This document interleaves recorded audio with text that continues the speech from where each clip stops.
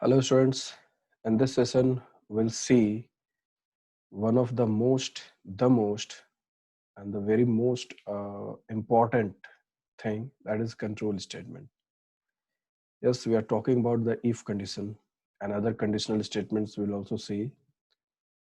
So what is a control statement?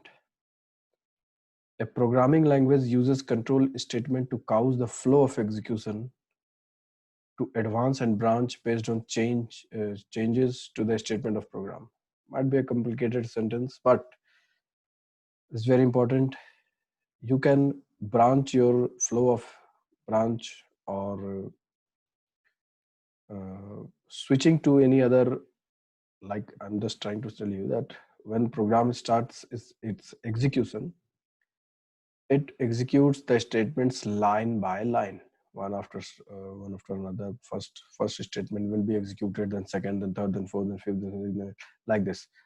But in case if you want to skip some execution, or you want to branch to some other part of the program, then control statements are used, which controls the flow of the execution of the program. Through this, jump can be also performed, means jumping from one place to another. Okay, let us just read it. Java's program control statement can be put into following categories: selection, iteration, and jump.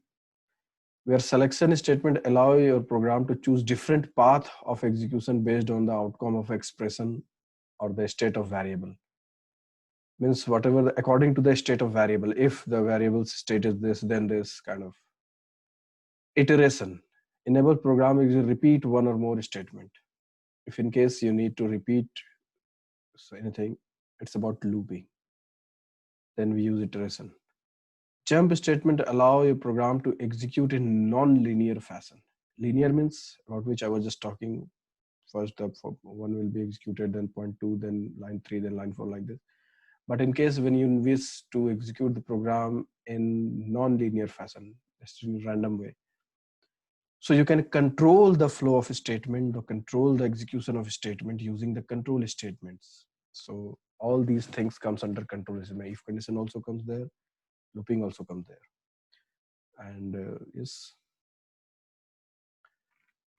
So first we'll see the selection statement. Yes, once you just see this selection, which is called selection statement, if and switch. If in exam it comes that what are selection statements, so you not need to be just what is this, just know if and switch. Conditional statements are known as the. This statement may allow you to control the flow of program is based on the condition, not only during the runtime. During the runtime, when the program is running, nobody knows what is going to happen. But when program is running and during the execution, if certain situation raise or some condition comes, then accordingly, you will pleasantly surprised by the power of and flexibility contained in these two statements. Yes, it's quite obvious. It's really very powerful.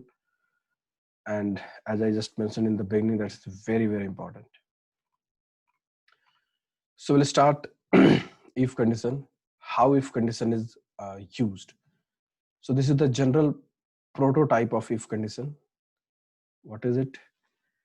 First of all, you have to write, first of all, at least there should be something in your mind, what uh, statement, I mean, what you want to do. Then if is written in a small letter, then a parenthesis is there, and in the parenthesis, a conditional statement is written, a logical statement is written using the relational operator and logical operator. The main thing is the outcome of the expression, the condition should be in form of true and false. We have already seen when true and false kind of result comes using the operators. So that kind of condition you have to write here. And this statement one tells that in case this condition is true, then statement one will be executed. Else is a keyword. Else, otherwise, what will happen? Statement two will be executed in case this condition is getting false. So it's the game of true and false. If the condition is true, perform this, otherwise perform that. So this kind of thing we can do. It's easy, of course. So let us now try to understand with the help of one example. As part of program, int a and b is there, and they contain some value. Now look at the general form of if condition. If a is less than b, then in the same line you can also write a equals 0. Otherwise, you can press enter and write in the same next line also. So what does this says? It simply says that if the condition int a and b are variables in between, this may be anything, part of program or anything. And during the execution, if the value of a is less than b, then what has to be done? Then this has to be done. Make the value of a as 0. Otherwise means what? If a is not less than b, means a is greater than b, or a is equal to b. In any other case other than a is less than b, what will happen? The value of b will become 0. So this thing you can write anything. For the sake of understanding, this kind of thing is written.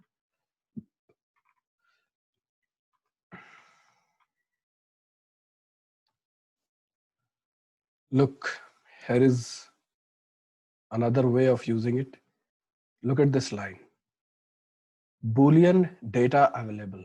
What is it? We have seen in data type part that Boolean is one of the data type. And this is nothing but the name of variable, and variable name could be anything. Here in place of data available XYZ, anything could have been written. So Boolean, what is the property of Boolean data type? It can hold only one out of two values, either true or false. A Boolean variable can hold only either true or false. Yes, no other data. So this is the thing. So one variable is there, and in between this indicates codes. This may be any code, and this code can change the value of this. You have to understand that there is some coding is written, and suppose because of this code, the value of data available can become either true or false. But if you're writing like this, if data available, here no conditional statement or logical statement is written. Here only the Boolean variable is written, and as per the value of this variable, if it will be true, then this function will be invoked. And if the value of data available variable will be false, in that case, this method will be invoked. Quite simple. Means here you can see two things. Either you write the conditional statement whose final result will be in form of true or false, or you simply directly can write a Boolean variable whose value may be true or false. Okay. Look at the another example. int bytes available. Don't worry about these lengthy names. These are just name of variables, okay, of int type. You know it well. So you could have written b, simply b. If you would have written, then also it will work. So if bytes available is greater than 0, or the value of this variable is 0, then what has to be done? This has to be done.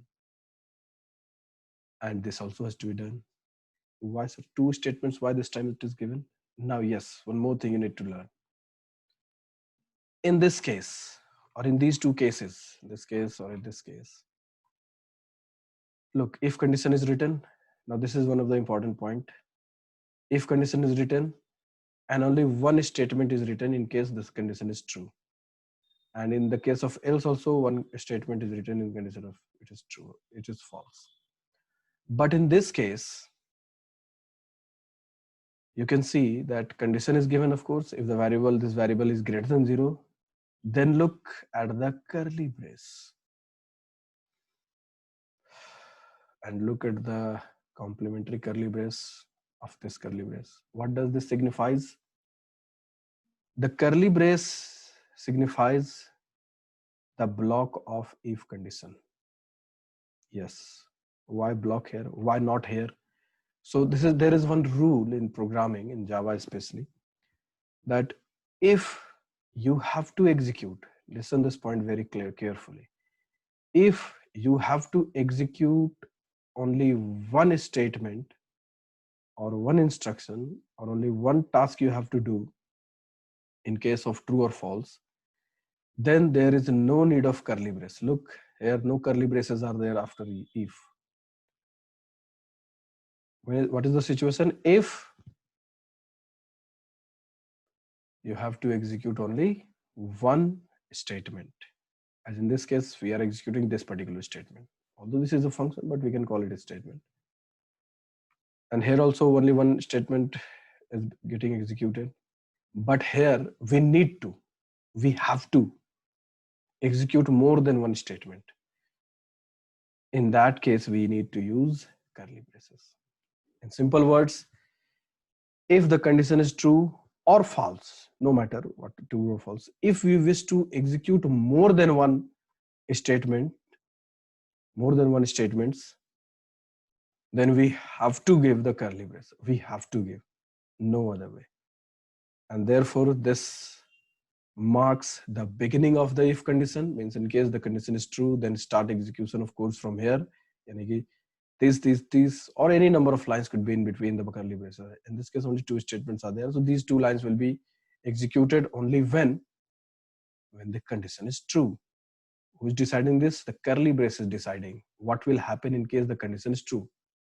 And in case of else, if it is false, then nothing, only one statement need to be processed. So in this case no curly brace is required.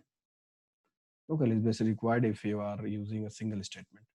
But as yet, still, if you wish to give the curly brace, even if you are executing a single line, then also there is no issue. It's just optional that in case of single statement, it's optional. If you wish to give the curly brace, then also it's okay. If you're not giving, then also it's okay. But in case of multiple lines, in case of multiple lines of execution, you will have to provide the have to provide the curly brace. And if you wish to know that what will happen if you will not give, then you have to explore it. While practicing, you can do experiment. So let us once see this program, what it is doing. If the value of this variable is greater than 0, then call this function and what? And change the value of variable to this. Now what is this? This is shorthand operator. You might have seen while learning the operators. This is byte value minus equal to n. It means what? It means byte value available equals byte value available minus n. Means it's subtracting n from the byte value. So this is happening here.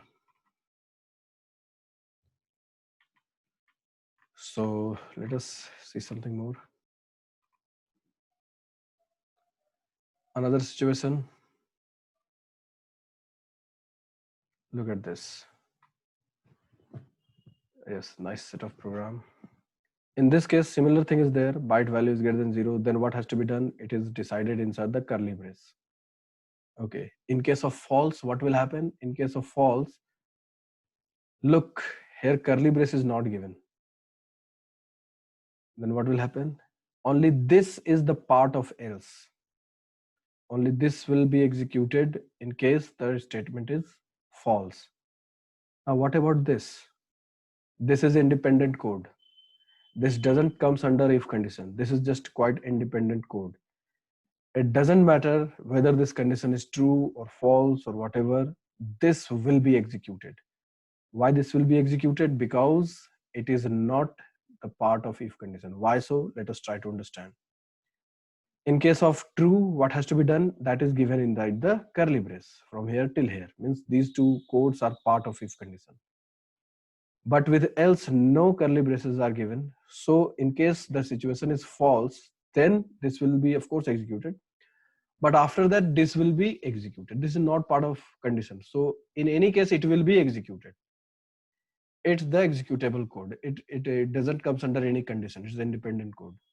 Whether the condition is true, even if this condition is true, then also this will be executed because this is out of the if condition. It is independent code. Let us read whether this text has discussed about this or not.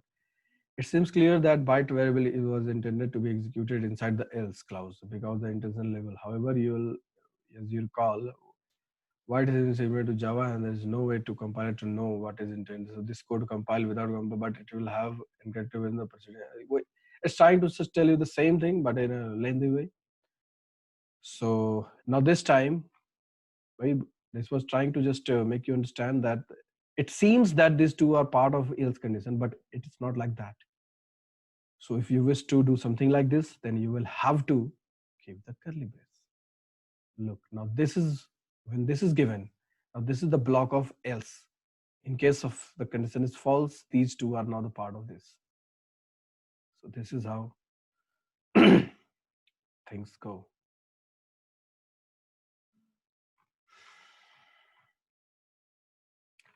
So let me explain this in a better way with the help of one example. It may be a nice idea. It may take time, but as I can see that the time is not enough to discuss everything today. But maybe in the next class, we'll see these things with the help of examples and codes. So let us today do one thing. Let us see something more theoretically, and we'll do these things practically in the next class. So nested if, another set of important thing. Nested, wherever this word comes, nested means a condition inside a condition. Means there is a condition, inside that there is also a condition, and inside that condition there may be another condition that may go to multi-level. There is no logical limit that how much in depth nested could be. No limit is there. So let us have a look what exactly this means. A nested if is an if statement that is the target of another if or else.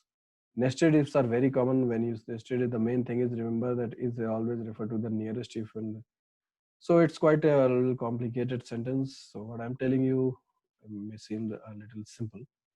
That if you are putting a if condition inside a if condition, then it is called nested. Let us try to understand this with the help of one example. Look at this if condition. What it tells, always remember to give the parenthesis. Condition should be there in parenthesis. If your question is what will happen if the parenthesis will not be there, then just please find it out. So if I is equal to 10, remember this equal to operator. This tests the equality of the numbers, whether the two numbers are equal or not. It's tested of this equality operator.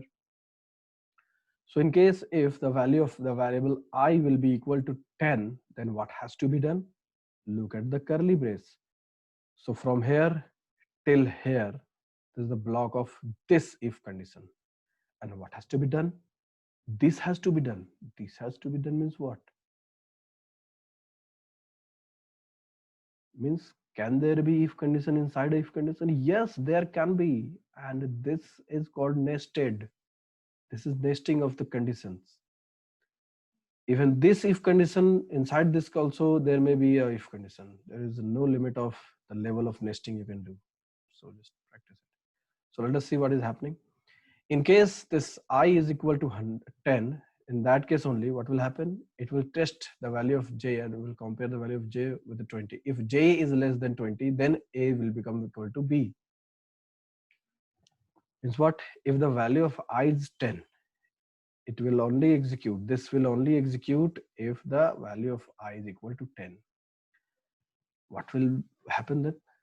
Then it will again compare if j is less than 20. Means if j is less than 20. Okay, if I is less than 10. Yes, if suppose I, the value of I is 10, and then it will test for the value of j. If j is less than 20, means there is j variable, int variable maybe. It's not declared or defined. It's not a complete program. And we will see these things in more detail in our next class. But suppose that there is j, and if the value of j is less than 20, then what will happen? The value of a will become the value of b, or the value of whatever the value of b will be will be assigned to variable a. When this will happen, in case if I is equal to 10. It will only happen if the value of I will be 10. Then another condition will be tested. If j is less than 10, then it will happen. And look, this example is of if and only if, simple if. It means that this will be also tested. And if this condition will be true, then the value of A will be assigned the value of B. Means the value of B will become the value of A. I mean, this will happen. This is assignment operator, dear students. We have seen this. The value in the right hand side will be assigned to the value in the left hand side. This is what happens. The value of A will become what? Whatever the value of B is. When this will happen, if this condition will be true. Another case is this is also part of this if condition. Means if this is true, then this will be executed as well as this will be executed. Now what it says, if k is greater than 100, there is another variable k. In order to understand this program, you'll have to make all these variables and you'll have to provide some values to them. And then you have to run the program and see what is happening. And this we'll see in the next class. Just remind me. If k is greater than 100, then what will happen? The value of C will become value of D. Now you might be wondering, where is A, where is B? We have not yet defined A, B, C, D. Neither we have defined I, J, K. What is happening?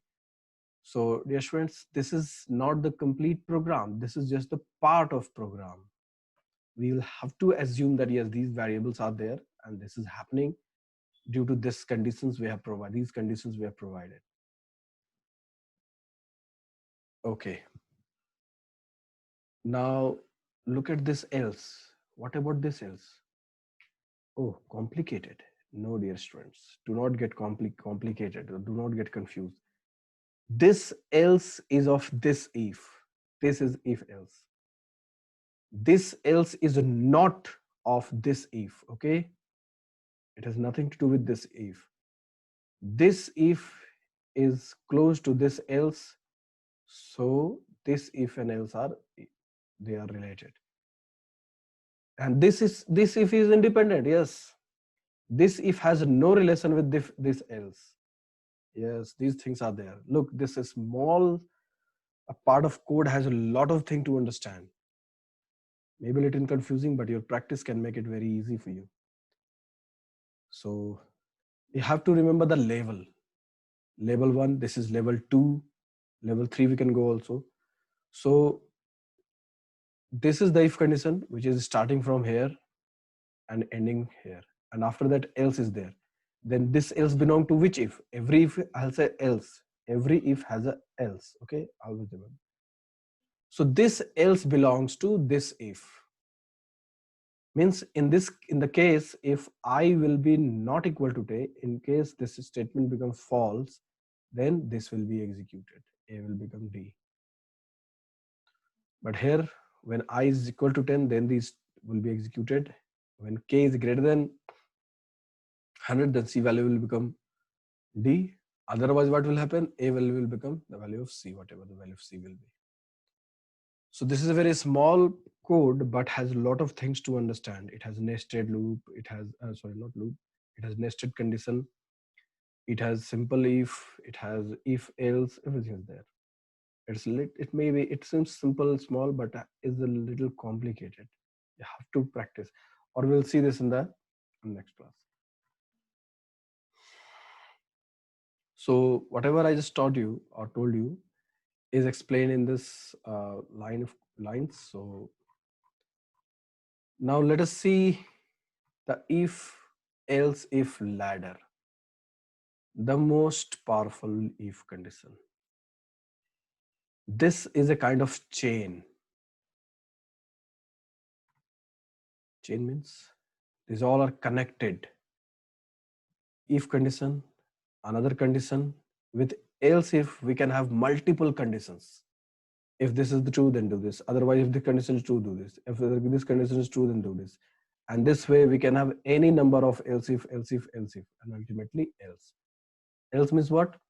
If none of these conditions are true, if none of these conditions are true, then this statement will be executed. So look at this. A common programming construct that is based upon sequence of messages is the if else ladder. It look like this. The if statements are executed from top down as soon as one of the condition, if it is true. What is the good thing about the if else ladder? That it starts execution from top. Means the first condition will be tested first, then second, then third, like this. And what, as soon as one of the condition controlling the if is true, if from the beginning, if any of the condition becomes true, suppose this became false, this also became false, and if this becomes true, then what happens? This is the very important thing about if else ladder. The statement associated with that if is executed. Means if this has become true, then the statement associated with this, yani this statement is associated with, will be executed, and rest of the ladder is bypassed, and rest all the conditions, if hundreds of conditions there will be there, even if they all will be bypassed, they all will not be executed, they will be bypassed, they will not be read, they will not be tasted. And this is how this if else ladder works. So the final else, the else in the last, is the act as the default condition. That is, if all the other condition test fails, if none of them became true, they all are false, then the last statement is performed. If there is no final else, then all other conditions are false, then no action will take place. It says that if you will not give this, then what will happen? Nothing will happen. Even if you've given 100 conditions, if all are false, then nothing could happen. And this lets you put or something like no condition matched or try again or anything. So this is how we just saw the use of this. In our next class, we'll see the program containing all kind of if, and we'll learn a lot of things. So thank you, dear students. See you in the next class.